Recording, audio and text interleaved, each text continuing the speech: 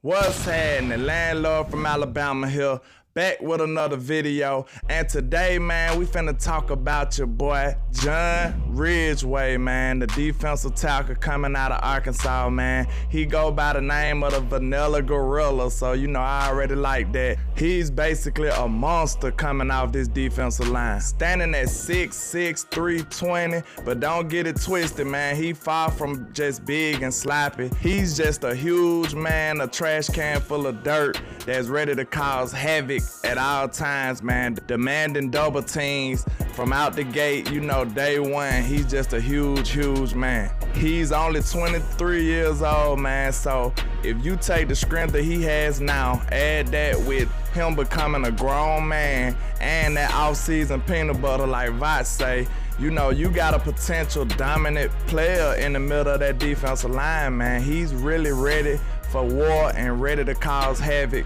You know, he's just a big, powerful beast, a bully in the middle of that interior defensive line.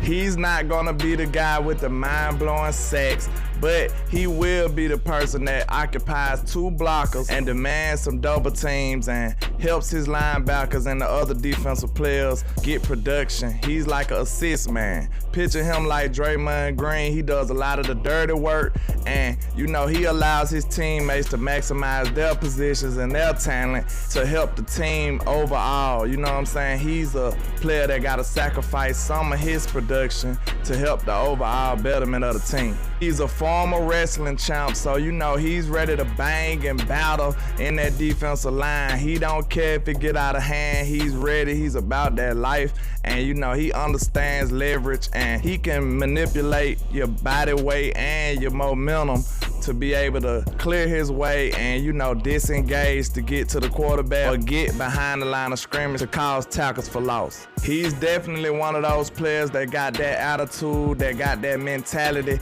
that's always relentless and ready to bang. He got that monster, that mindset, man, that we need on this defensive line. If you lining up against him or across from him, you better pack a lunch, especially when he reaches maximum potential. Not right now, probably not year one, but he is gonna be one of those players you hate to see across from you because he just brings that temperament and ready to go crazy every single play, 100% non-stop.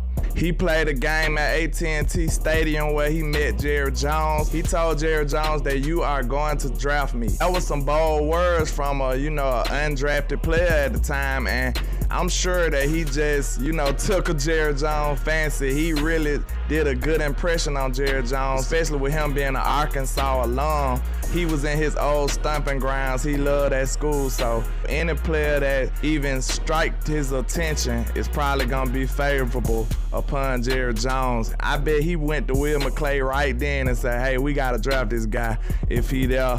One of those 5th round picks gotta be dedicated to John Ridgeway. He was recruited on the offensive line coming out of Illinois State in a small school. You know, he ended up playing on the defensive line and actually producing and being a better player. That's what catapulted him to be able to go to a bigger school like Arkansas and, you know, make some noise and become the player he became. They say he is that guy that always brings the energy, brings that dog mentality to the locker room. He's not your ordinary cookie cutter type dude. He's not a regular guy. He is a wild, outstanding type personality, man. So he's not just gonna go away quietly. He riles up the troops. He gets the team going. And I love the story that I heard from training camp with him and Tyler Smith going at it.